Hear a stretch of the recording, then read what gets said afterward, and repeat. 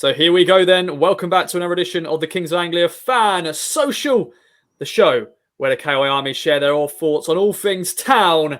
And wow, what a week it's been. Back-to-back wins, loads of goals scored. It's been a fantastic week to be a town fan. Hope everyone else has had a great week. Portland Road's been bouncing. I'm joined by three fine gentlemen as we discuss all things town. I'm joined by Jubbster, Seggons and Welsh Mark as we dissect everything that's been happening pretty much. Of course, recapping the back-to-back wins against Portsmouth and Cambridge. Talk about their favourite ever town goal, sort of echoing Kyle Edwards' shot, cross, whatever you think it was. Of course, a town debate, who will be town's top goal scorer?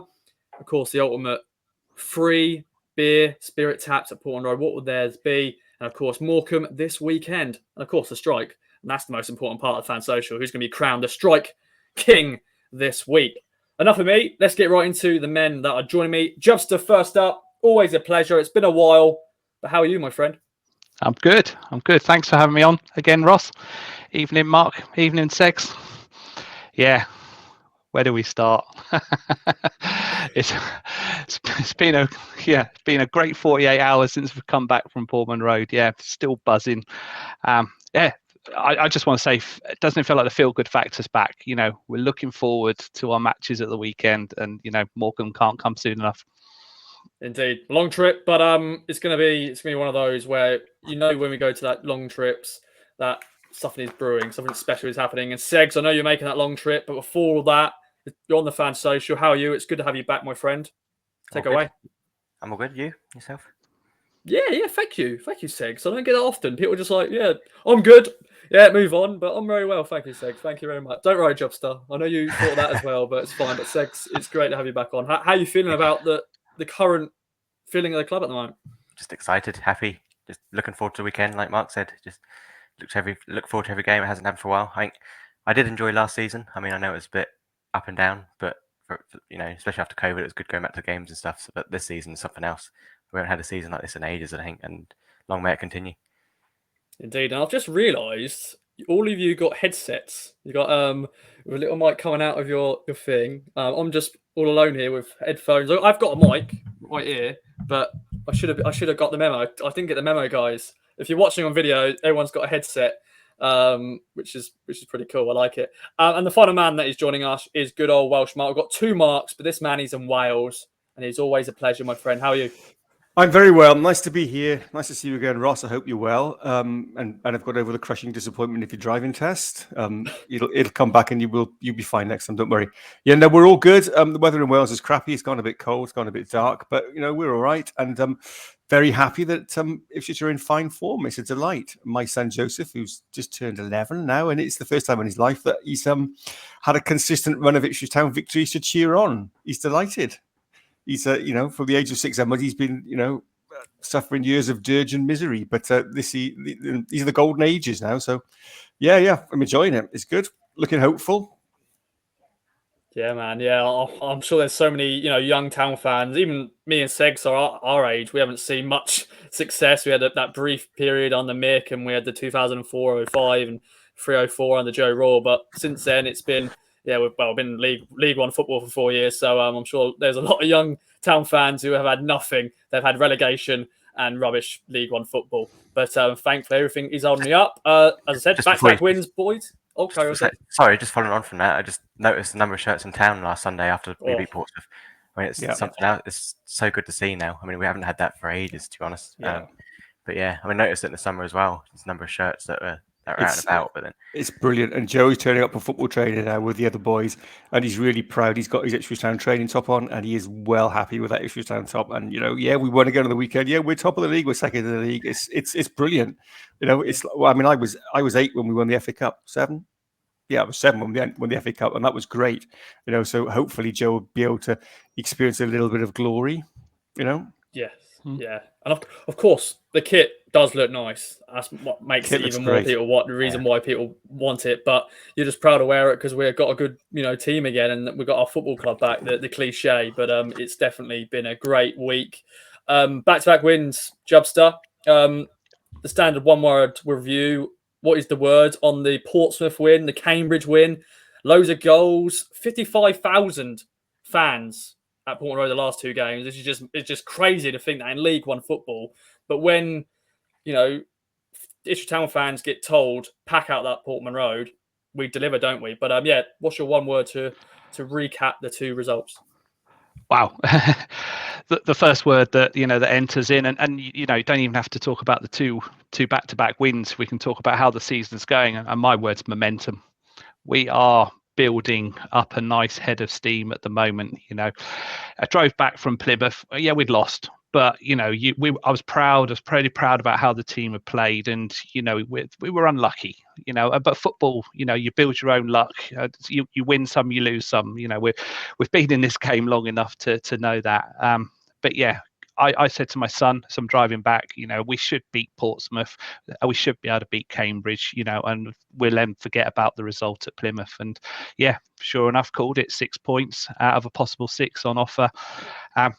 We're a quarter of the way through the season now. We've got a 4-point gap on 3rd place. I mean, we can continue. You just called it out with the fans coming to Portman Road. That the belief is there as well now, isn't it? We can talk about the previous rain and everything like that, and how 10, 11,000 on a Tuesday night, 26,000. That's just absolutely brilliant, for what even wasn't part of the pack out Portman Road. It was the rearranged fixture that was rescheduled.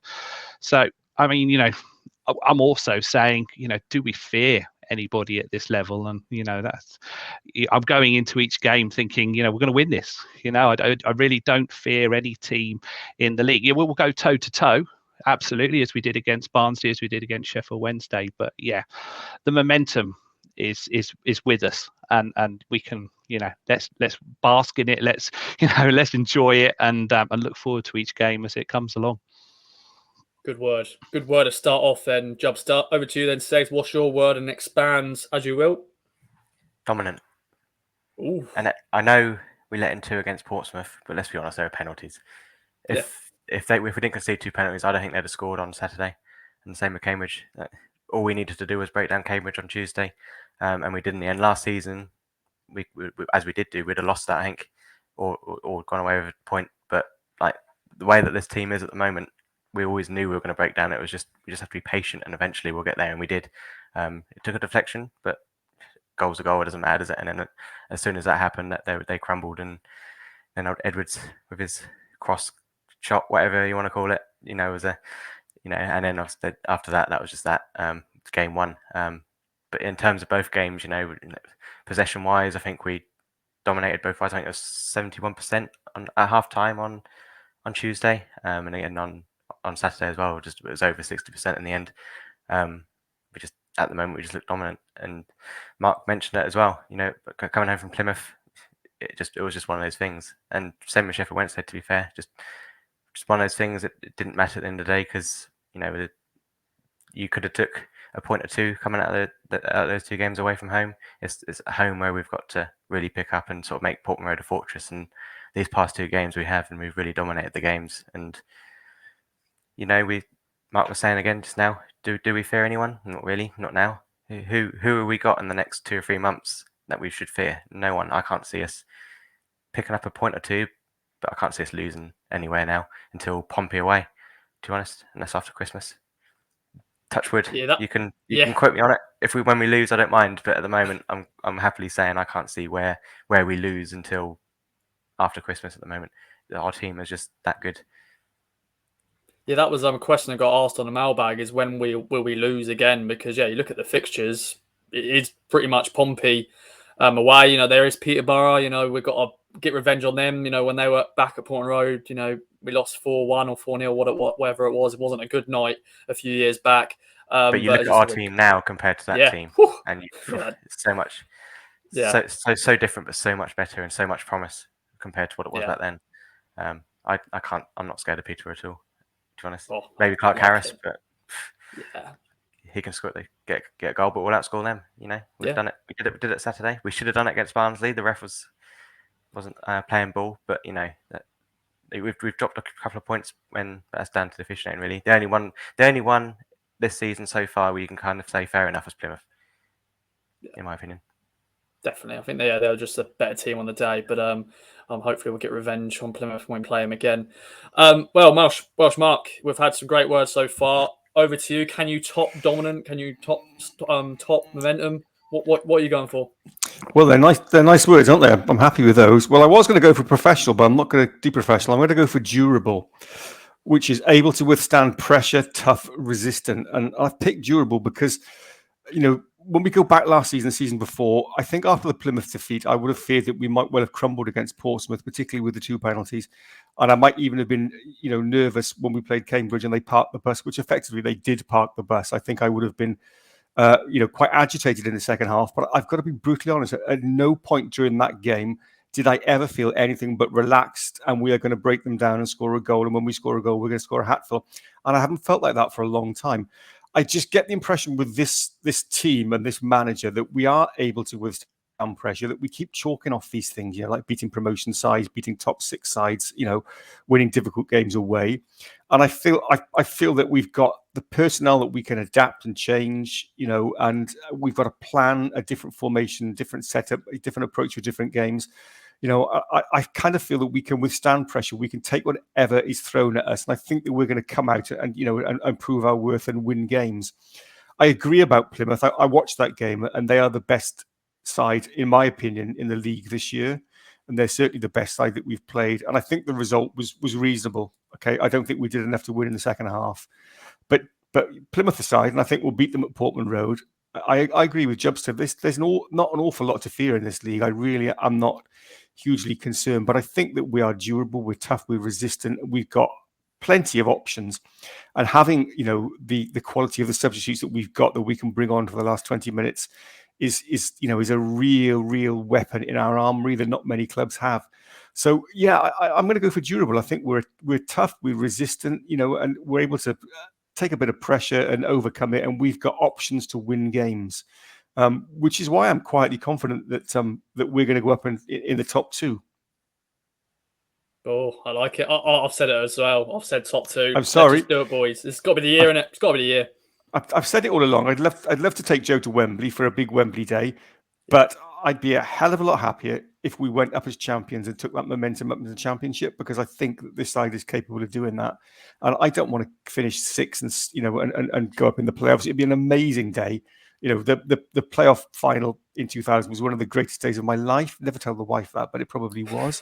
It was amazing. I'd love to go through it again, but I've got to be brutally honest. I'd rather we went up as champions. And why not? Yeah, we've got a pizza trophy, haven't we? We've got a pizza trophy final. Yeah, that's fine. We've got that. Yeah. That's our trip to Wembley and all that. Okay then, boys. That's a nice little round off of the back-to-back wins. Let's talk about Cole Edwards' goal and talk about your favourite ever Town goal. And I said, in the green room, which is very cosy, the green room, boys. Nice cosy green room we've got here at KOA Fans Social. But yeah, talking about your favourite goal ever in terms of, the memory of it, a funny story about it, just a story in general. Jubster, over to you. What is your favourite ever Town goal? Oh, where do you start? We've all got our favourites. I mean, there's been a lot of goals. A lot of goals. There's a lot of goals. There's a lot of games. There's a lot of years. Which decade do you choose? Do you choose your favourite player? Do you choose your favourite moment? I mean, Mark's just mentioned the playoff final, and instantly Rooster. Premiership, those immortal words. What a goal that was! Celebrated that one. You could talk about the playoff semi-final as well. Marcus Stewart there at Bolton. His first one at turn and swipe. That one. But I think the one that stands out for me. I was there at the game.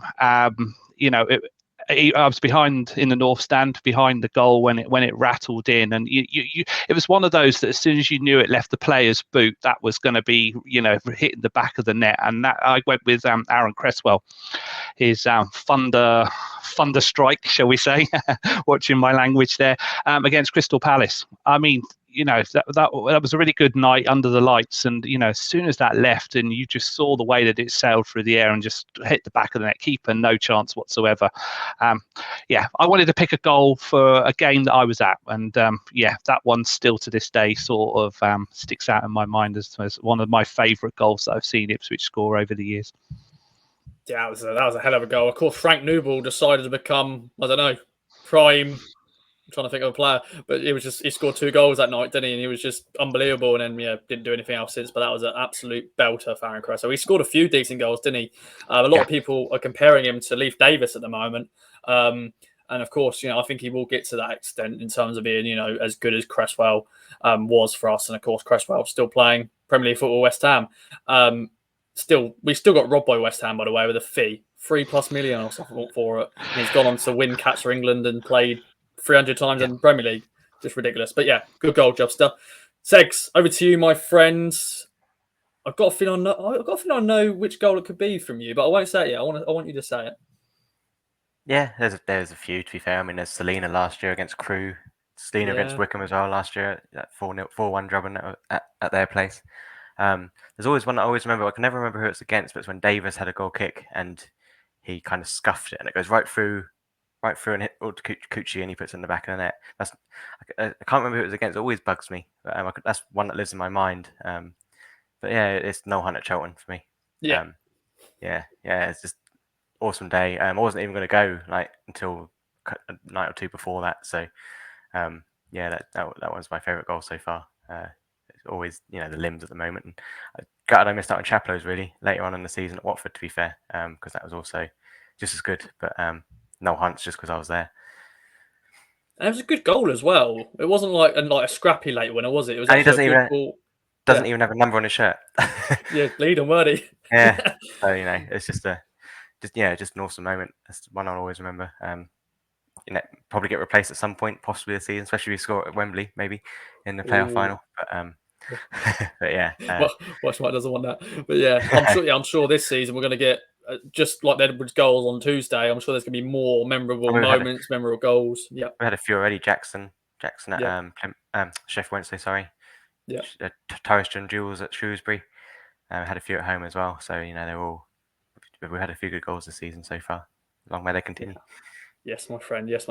Okay, Welsh Mark, we've had 2 very good goals and other goals mentioned. Over to you, my friend. Right. Was a lot of goals. This was one. I wasn't at this game. I was 14 at the time. My favourite player of all time, and he still is my favourite player. My favourite ever Ipswich Town player was Eric Gates. I absolutely loved Eric Gates. He was my idol.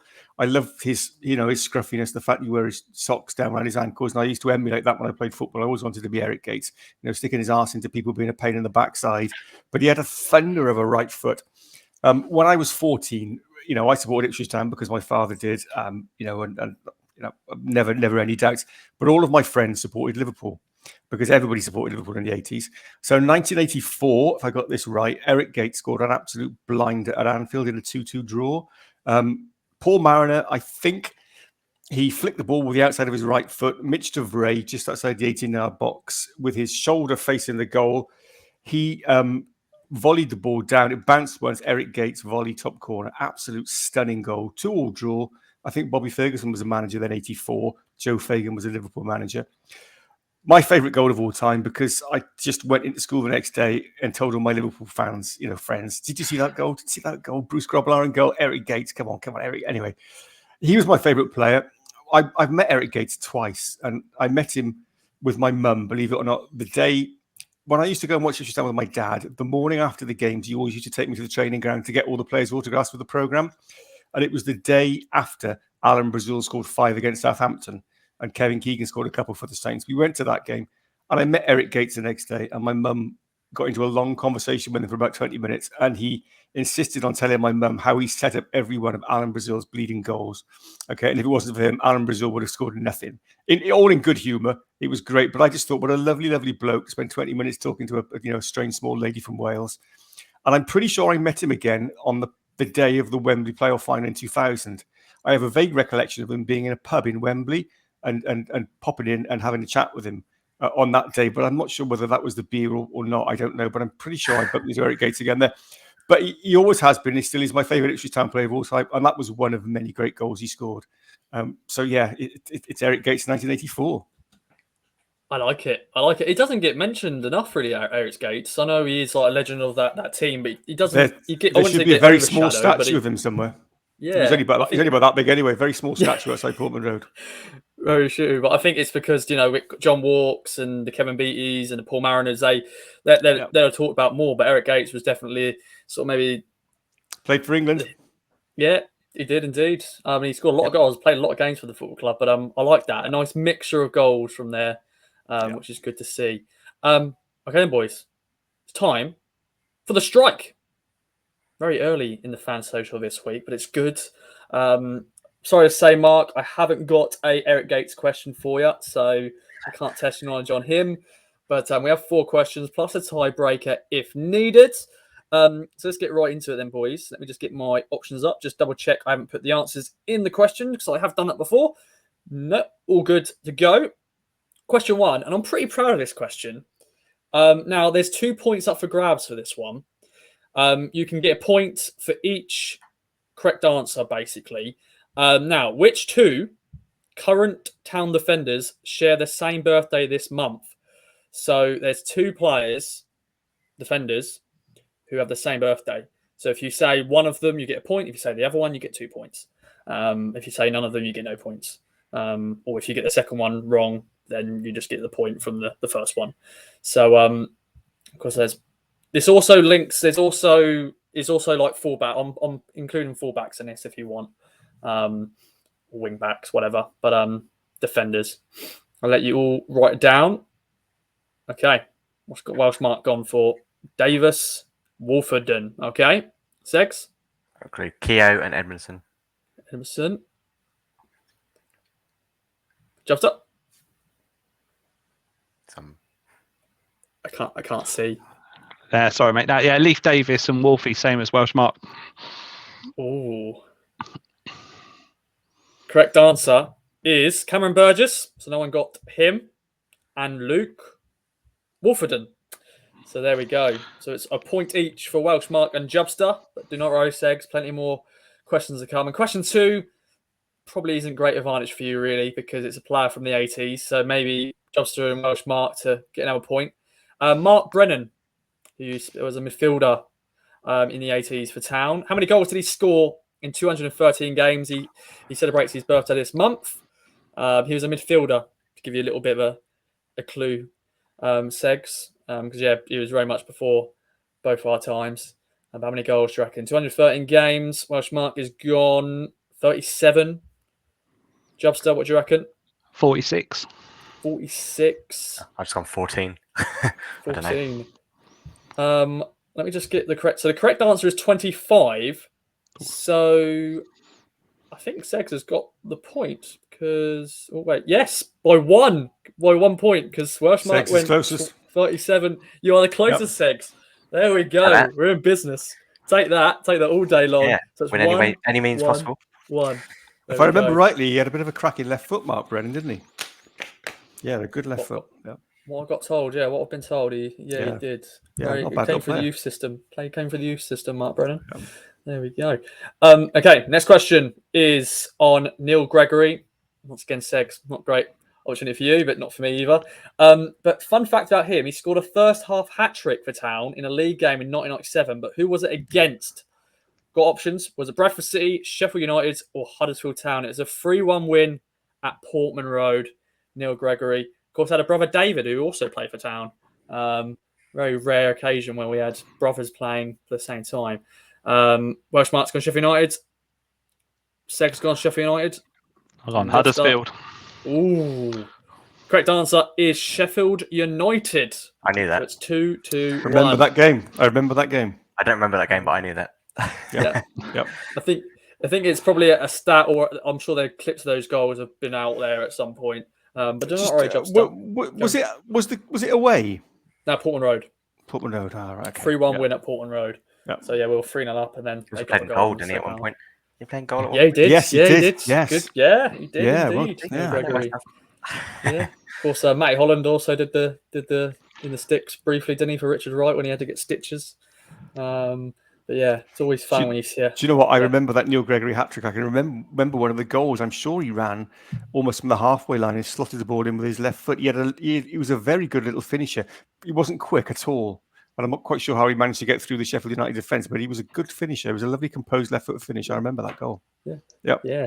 First half hat-trick as well. You don't see that often, do you? But yeah, Neil Gregory did it in 1997. There we go. Well, Okay, then final Alex Murphy question. did it. Oh yeah, my bad. Oh god. Very, very famous one. Yep. Sorry, Alex. That was a very good hat trick. Of course, he got substituted after that because he was absolutely knackered. But yeah, that's probably a more famous one. Sorry about that, ladies and gentlemen. I should. Yeah, I was only 2 when that happened, and I was only 1 when this happened. So there we go. Final question though, Jobster, an opportunity for you to get this to a tiebreaker, but the boys may take the lead. And the final question is on Greg Lee. Now, he's not going to be playing against Morecambe, his former side, but the big question is, we want to know what his middle name is, don't we, boys? And listeners out there, what is his middle name? Is it Alex, Darren, or Samuel? Oh, Segs is right in it. He's done it. He's done his research on middle names. Not sure. Sometimes what you can do is like Greg Lee. What do you reckon? Okay, Welsh Mark's gone straight in. Samuel is gone. I've gone Samuel. I've gone Samuel. Oh, you're all wrong. It's Alex. It's Alex. So we are going to need a tiebreaker to actually see a crown. Jobster, technically you're out of it, but you can still play because it is 2-2-1, but it is between Welsh Mark and Segs. And as I said at the beginning, or in the green room, I said to Segs, we've got a question that he will like because I think it's on a player he likes very much so.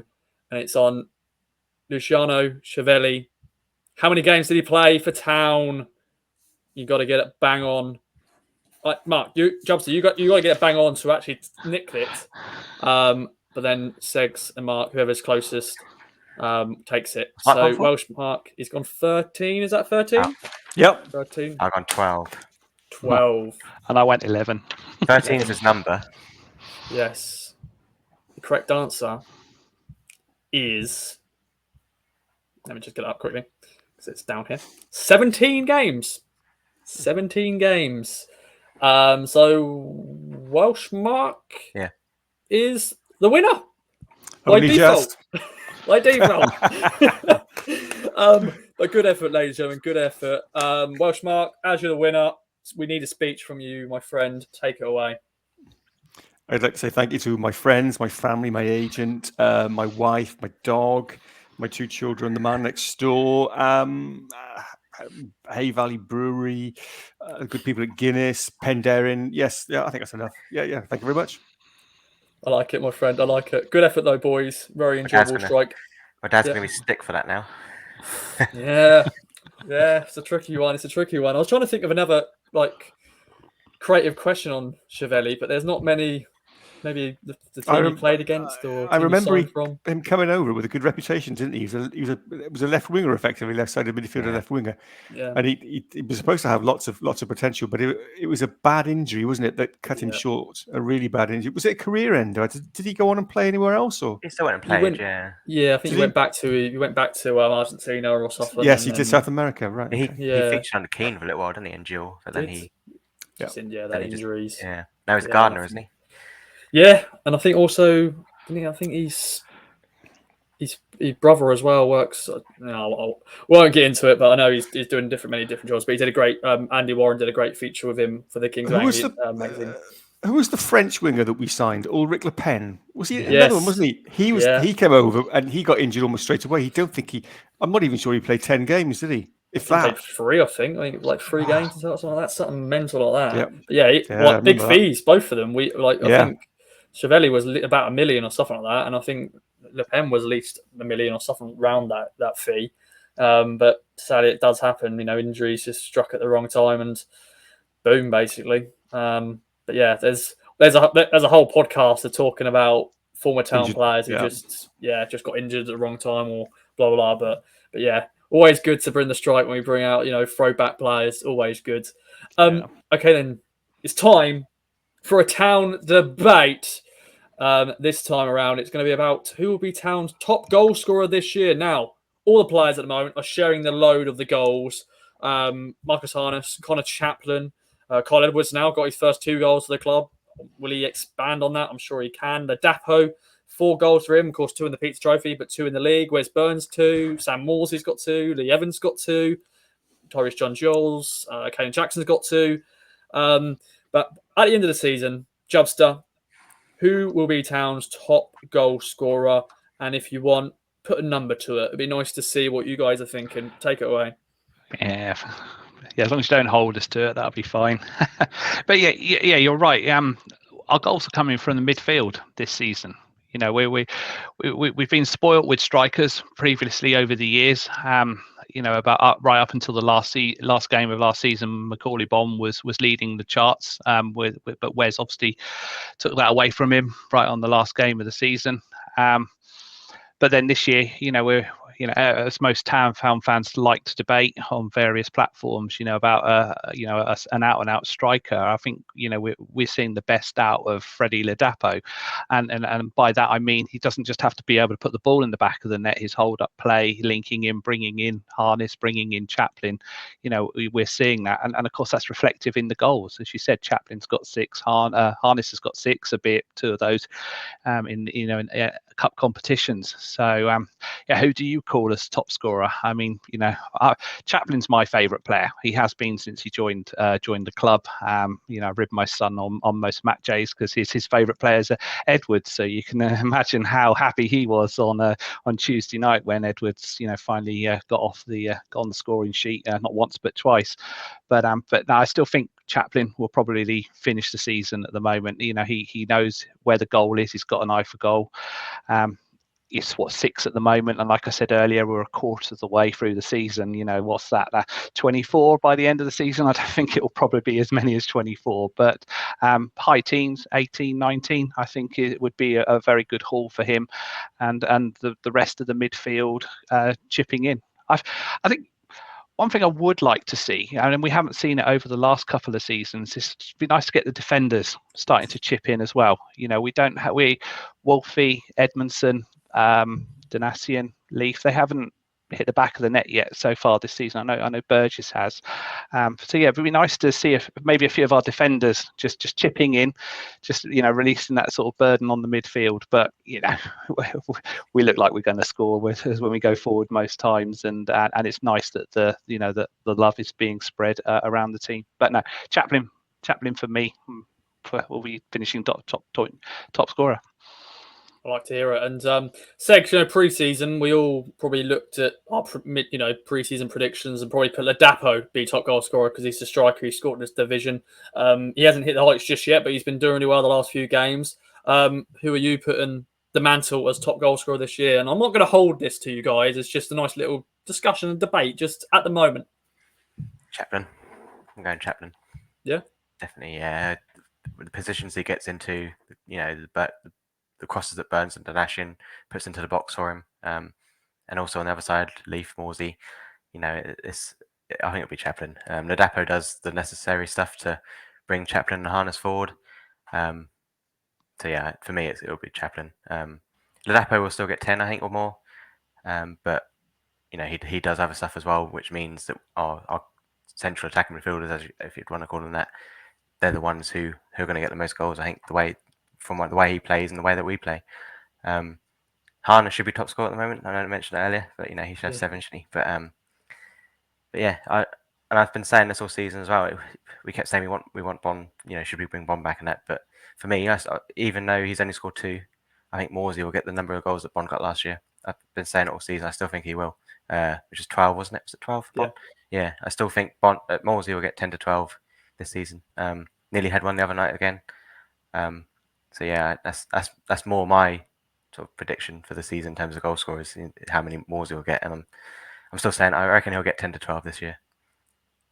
I like it. Of course, Chaplin also takes free kicks as well, doesn't he? If he's in a good position, he'll take it, and I'm sure he'll score from it as well. So yeah, I'm also edging towards kind of Chaplin because he's always in every position. He's just there, and he's just alert, and yeah, he's going to score more. He starts more than what Harness does. I mean, Harness had a couple of games where Tyrese John Jules is starting instead of him. So, and if that's the way we're going to play, then Chaplin's obviously going to have a few more minutes than what Harness will do, as things have suggested so far. So, yeah, I think Chaplin's going to take it for me. Okay, then. Welsh Mark, are you doing a full house, my friend? I hate to disagree, but for the reasons that the gentleman has stated, I've got to go for Chaplin. I went through it earlier, and I had to think about it. And with the way we play and the Dapo's role in the team, and I don't think the Dapo's role is to score goals. That's an added bonus. His job is to upset the defenders, to press high, to hold the ball up, so that the two players behind can get into those good positions to score goals. I also think Chaplin is durable. He takes free kicks, he takes penalties, I think, doesn't he? Is he our penalty taker? Last one to score a penalty for us. Last one to score a penalty. So I think that's a bonus. I don't think he's going to miss many games because I think that McKenna rates him highly. So I think that, Harness is going to press him close. But I think Chaplin will, over the season, play more games than Harness. I'm more likely to see Harness drop out than Chaplin, to be honest. So for those reasons, I think he's going to finish, as our leading scorer with around 17 to 18 goals, I would predict. But I also would predict that there are going to be 3, 4, possibly 5 players on double figures by the end of the season. And that hasn't happened for a Town side for a long time. I think Harness will be in double figures comfortably. I think the Dapper will be in double figures comfortably. And I think at some stage he's going to go on a bit of a run, and he's going to hit the back of the net when it all clicks, I think once he gets a few under his belt, it's going to fly.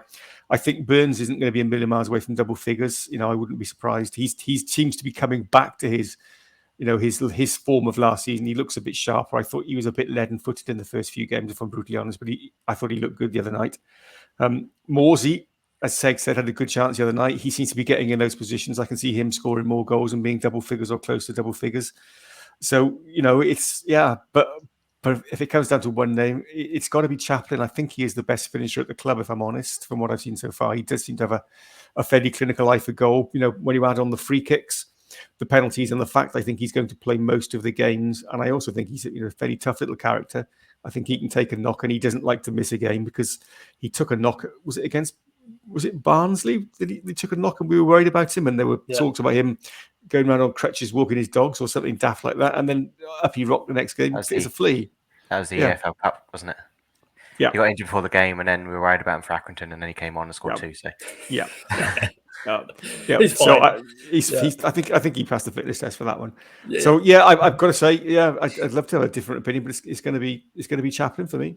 17 or 18 goals, I would predict. The thing is, everyone's just going to share the load of goals because, even players we haven't mentioned, like, Lee Evans, even Kane Jackson, John Jules. John Jules has got 2-0, and hopefully Kyle Edwards will now kick on and, maybe start more games. And, even if he still has to come off the bench, I'm sure he'll add some more goals to his tally as well. And as Jubb just said, just want our defenders to score from set pieces or just, Wolfenden doing an absolute massive run and scoring from the halfway line or something like that. That'd be great to see. We need to see Christian Walton with a goal. Why not? Yeah, I thought that went in. Don't bring it up. That's never going to happen again, is it? It's never going to happen. Never going to happen. It was written in the stars that moment, but it didn't happen, unfortunately. But there we go. And of course, John International has never scored for Ipswich Town. He scored 1 goal in his whole career, but hopefully this is the season he does that because I think that will be a great moment for everyone. Everyone will just love that moment if he scores. Hopefully it's an important goal. Hopefully it's not like a consolation goal or it won't be a consolation goal. I think every goal we score would be important because we're riding high and all that sort of stuff, guys. Okay then, enough of that. Let's talk about beers and spirits and all that sort of stuff. Hopefully this will be more of a debate because I'm sure you're going to have a mixture of different drinks that is going to be on your ultimate lineup at Portman Road. Every week it's been very different. Different ones have been mentioned. Some people have gone selfish and gone, yep, these are my 3 favourites. But also people have been, happy to share the love and please the massive. Jubster, what are you going to do, my friend? Your 3 ultimate beer/spirit taps. Oh, this can really get the debate going, can't it? I've gone a little bit selfish, but at the same time, we're Suffolk, so I'm sure other people will enjoy some of these selections. But first and foremost, my favourite ale is from Adnams. Everyone knows which one this one's going to be, and that'll be a nice pint of Ghost Ship. It'd be amazing if we could enjoy 1 or 2 of those in the concourse before a game. But we're big partners with Green King, so hopefully Adnams will get a sniff one day. But Ghost Ship for me straight away is my favourite go-to ale, and I'd definitely have that one on tap. Lagers, I will cater for other people, but Madri, I think it's pronounced. I like that one. I had a week in Tenerife earlier in the year, and they did a nice Doradra as well, which was really nice. But you kind of need an iced glass for that one, and I don't think there'll be we had to get them served in time on the concourse. So, but equally, that's a nice lager that I'd have on tap.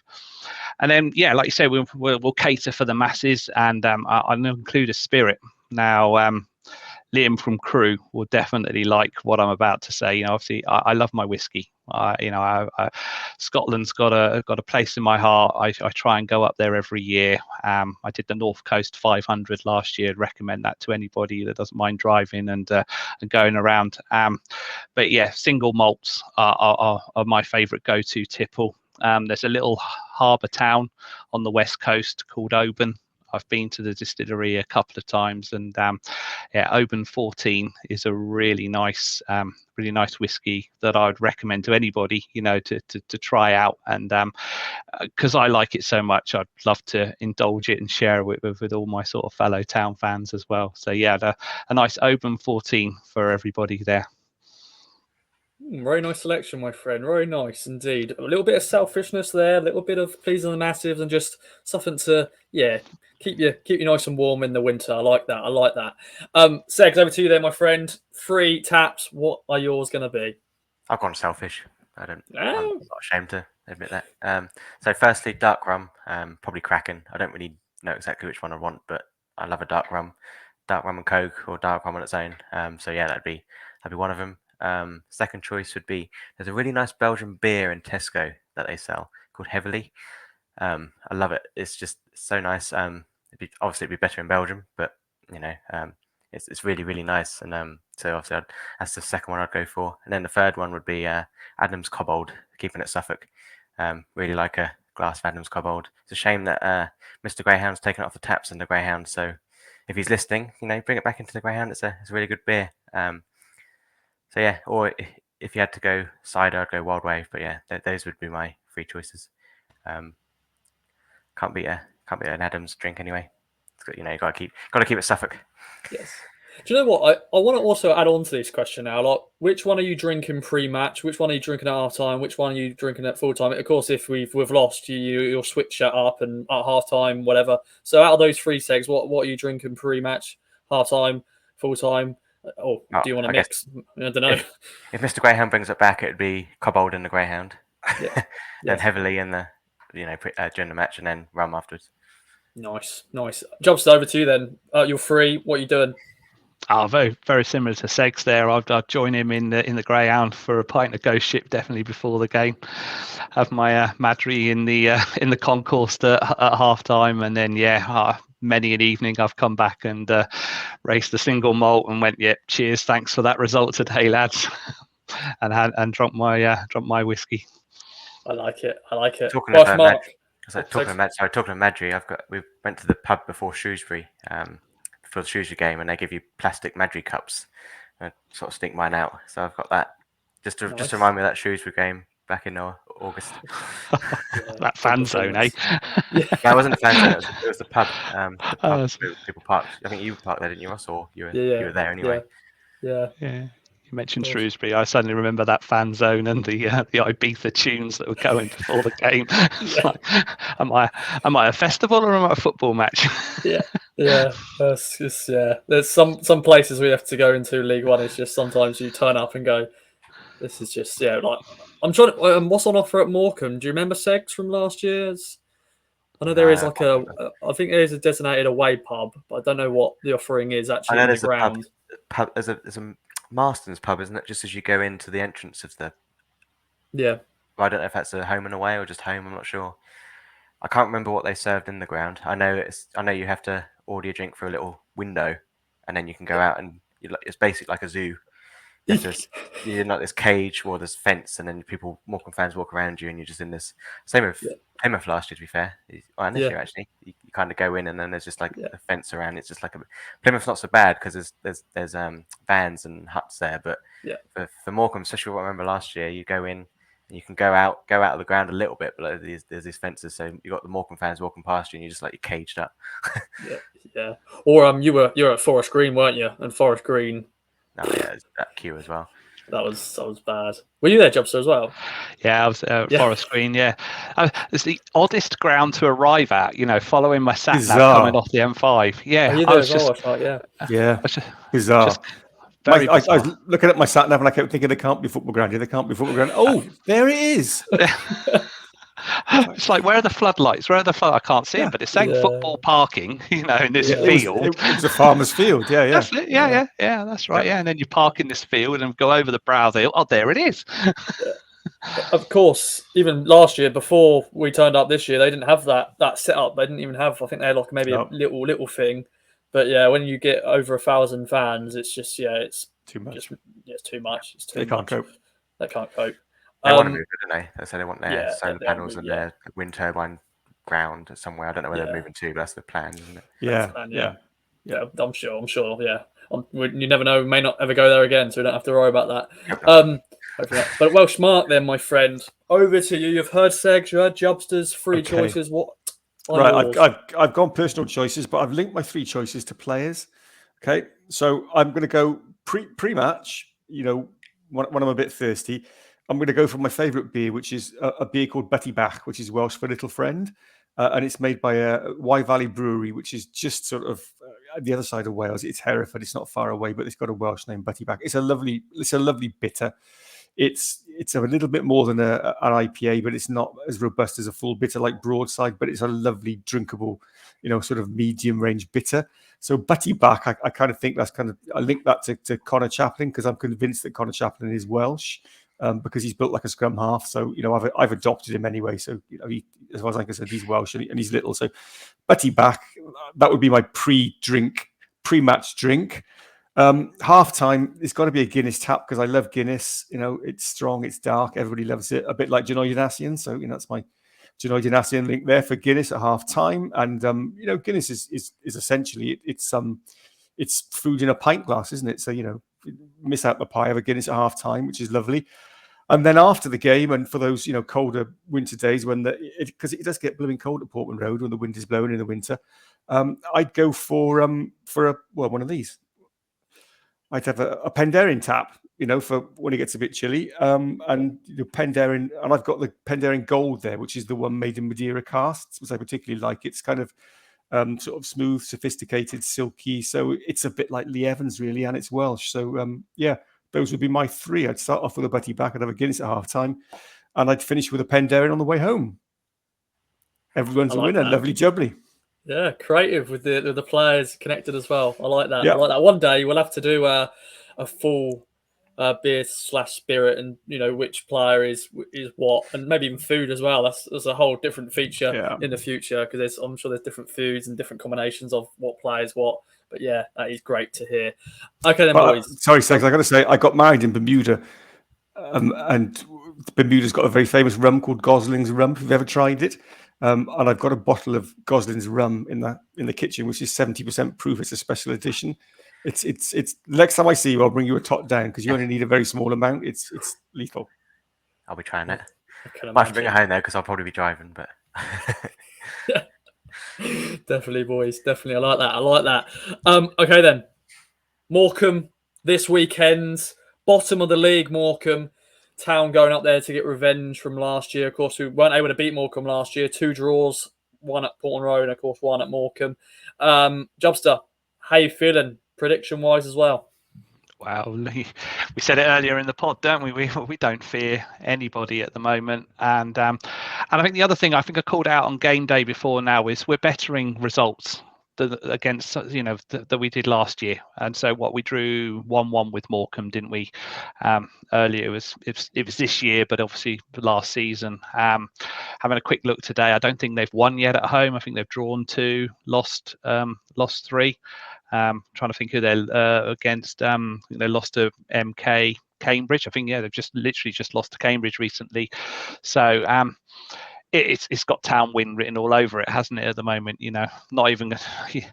It's just a case of how many are we going to score? Are Morecambe gonna do a Cambridge and set up defensively and wait for us to try and break them down? Are they going to try and play football? I think they played a pretty good game of football against us earlier in the season.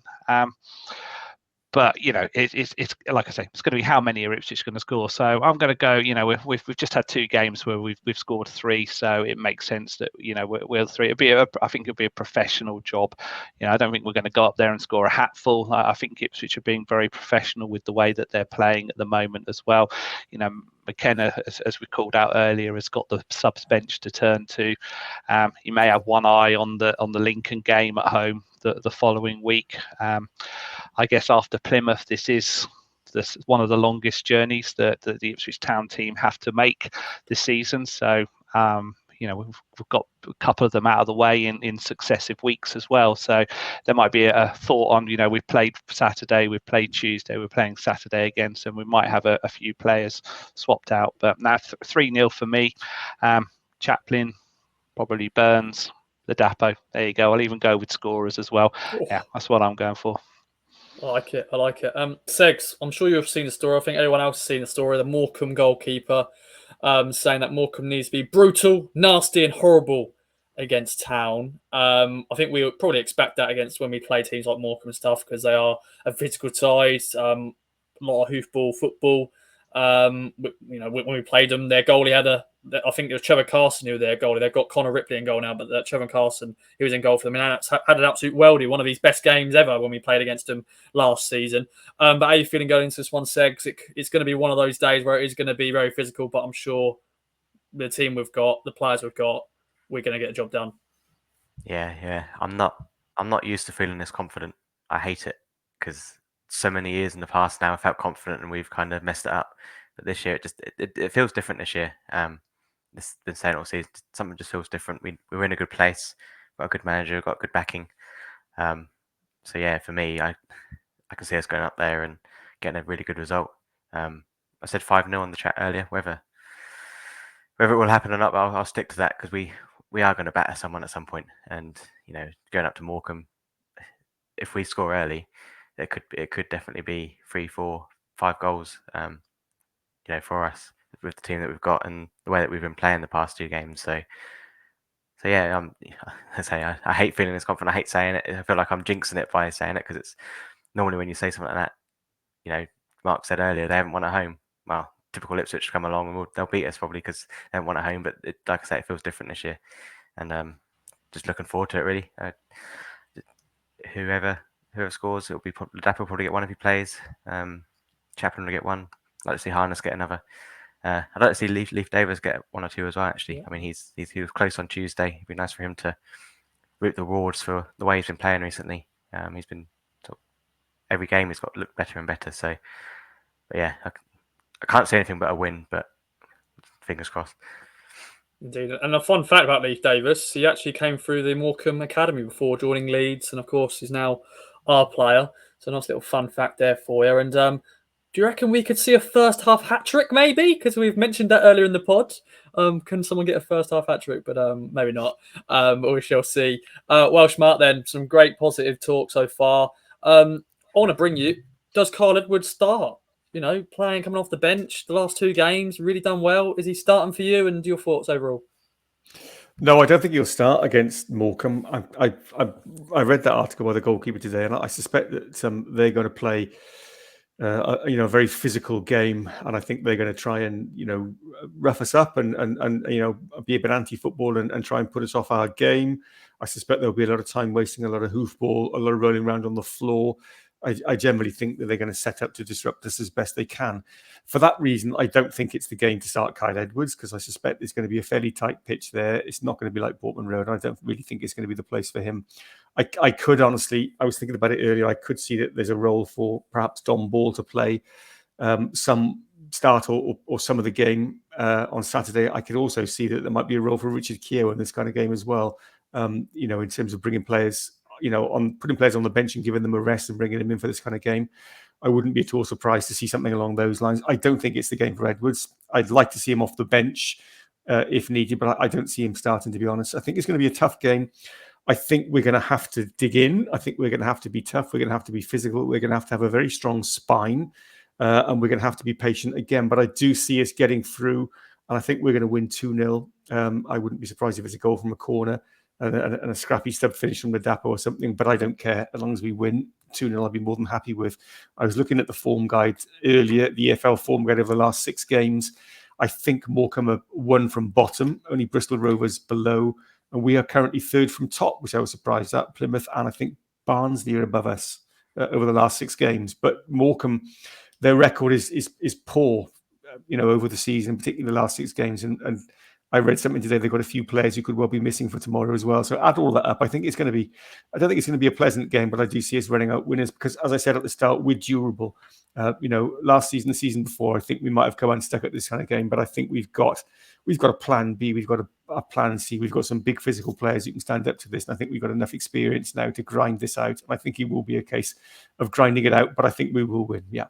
I think also last time we played them, or the last 2 times we played them, they had a very happy Cole Stockton for him. As we know, he put in a transfer request during the summer and didn't move, and he's still there at the moment. So his confidence probably isn't what it was when we played him last season. So there's, and like you said, I think there's about 8 players out, or could be up to 8 players out for Morecambe. And that's a bottom of the league side with 8 players out could work really well in our favour. Even though we don't really need anything to work in our favour, really. I think we're like 2 to 8 or something on the odds. To win. It's crazy. The betting odds for us this year is, I say, it just feels different this season. Every game we're favourites, apart from Sheffield Wednesday, I believe. It's just a crazy time. But a good time. Good time. Hopefully it never stops. All right then, boys, we nearly got to the magic hour on the podcast, but as always, any other business, any other shout outs? I've got one thing to say later on, but Jobster, anything else you want to mention, my friend? No, it's a safe journey to all the town fans that are going up to Morecambe. I'm sitting this one out because, like I say, I was up there earlier in the year. Go visit Eric's statue on the seafront. I think pretty much we all put our scarves around it. I think you did too, didn't you, Sex, as well? So yeah, go visit the statue on the seafront. Enjoy the day out. Safe journey up there. I think we're coming back with the 3 points. Who would have thought that, over these last few weeks that the fixture computer would have pulled out, or the top 4 all sort of playing each other, with Portsmouth, Plymouth, Sheffield Wednesday, Ipswich all sort of battling it out between each other. And now we go into this sort of like next 10-game run where, we'll go and play the other side and get to Christmas and see where we are at in the mix and how the league table is shaping up. It's shaping up very nicely at the moment, and roll on the month of October. Indeed, McKenna mentioned it in his interview that getting these long journeys out of the way now. We've got rid of Plymouth already, Accrington we're done, Morecambe. I know we've got Fleetwood, but that's at the end of the season. That's where we can be partying. Hopefully. Yeah, that is the plan. That is the plan. But it's good that those long journeys are getting out of the way sooner rather than later. But Segs, any other business? Not really. I just want to mention I'm happy that Plymouth beat Sheffield Wednesday, to be honest, because I think I personally can see Plymouth falling away. They look good against us, but I don't think they've got the mentality to last the whole season. Happened last season for them. I think it will happen again. A bit like us under Mick on our playoff season, to be honest. I think for them to beat Sheffield Wednesday is nothing to worry about. It just worked in our favour. So. Yeah, late winner, weren't it? Because we were cheering top of the league and they scored that late winner. But yeah, it will be very interesting if they can keep up the momentum they've got at the moment. Welsh Mark, any other business, my friend? Always a pleasure. No, good luck to all the town fans who are travelling up there. Bring back the 3 points. I think the season is shaping up nicely now, and I think the table is settling into some sort of pattern as well. I'm not sure about Plymouth Segs. I really, thought they looked a decent side when we played them. I think they're the best side we played. They did last year. They were second top of the league last year, and then they fell away as well. Whether they've got the strength and depth to last the whole season, I don't know. But at the moment, I'd say that they're the best. They're the best team that we've played. So, yeah, and we're not a million miles away. I think we'll beat them at home. Yeah. Oh yeah, we'll get the win. Yeah, it happened. Like I say, in terms of Plymouth, we'll repeat last season. Lose away, win at home. Yes, definitely, boys, definitely. But yeah, as echo what Segs else has said, safe journey to all the town fans going to Morecambe this weekend. Also want to shout out that a new Turnstile Blues will be out for the Lincoln City game. There'll be no fan social next week, so I am away. But I thought it's an opportunity to sort of plug that. So they'll be on sale on match day on Saturday at Lincoln City. Loads of different great features. Our own Francine of Rainbow Tractors has got a feature in the Turnstile Blues. So make sure to buy one and read that interview, and there's some other great stuff, as I mentioned. Jobster, Segs, Mark, thanks for joining me. Of course, we've got to mention our sponsors at manscaped.com. Use the code KOA. You get 20% off and free delivery with the code KOA. And of course, follow us on all our socials at Kings of Anglia. Also follow Segs, Welsh Mark, and Jobster on Twitter as well to get all their great tweets and all that sort of stuff. And of course, we are up for an awards at the Football Content Awards for the best EFL podcast. So if you want, please just vote for us. Vote for us using the website, and also tag us on tweets, and you can see that all online. And once again, thanks for listening. Thanks for watching. And we'll be back very soon and bring on Morecambe this weekend. Bye-bye for now.